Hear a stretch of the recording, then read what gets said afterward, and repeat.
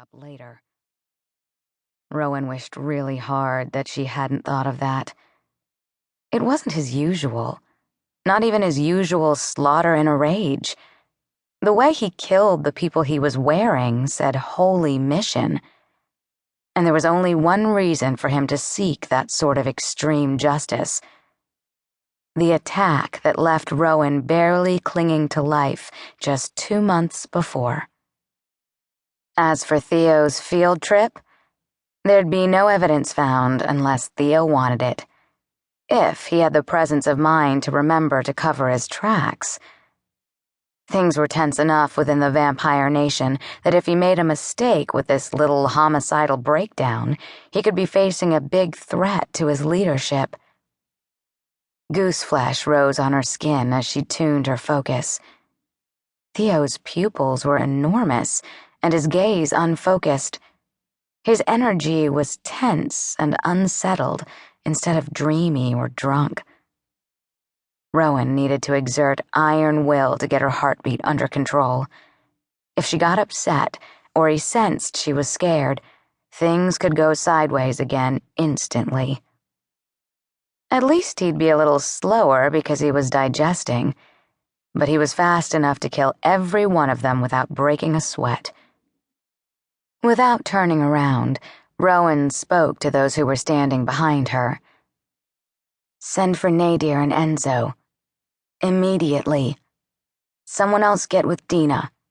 She'll know what to do with the human staff." More footsteps, this time retreating quickly, obeying her. Good.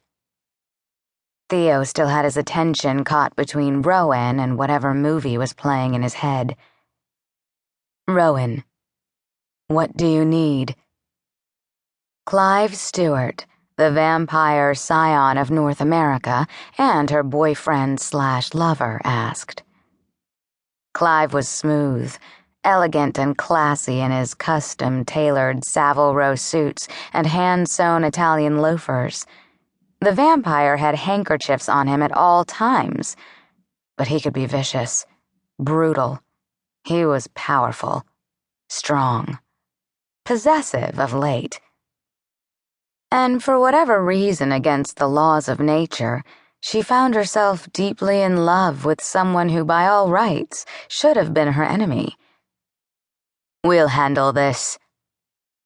Warren Farley, yet another motherfucking Scion clogging up her shit when she was already standing in the middle of a minefield, spoke as he inched closer.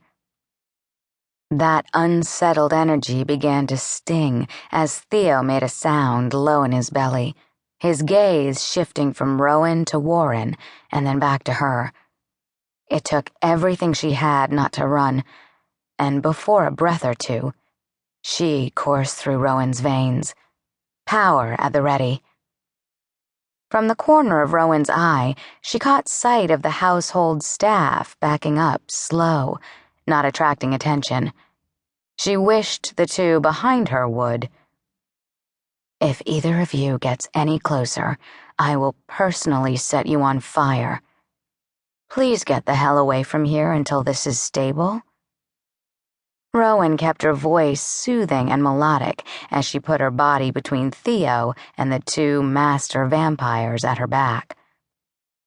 Clive touched her shoulder, and Theo really didn't like that. He stepped closer. The stench of death and pain seemed to come off him in waves. The glaze had gone from his eyes. This Theo stared at Warren and Clive, sizing them up, idly thinking about ripping off arms and legs.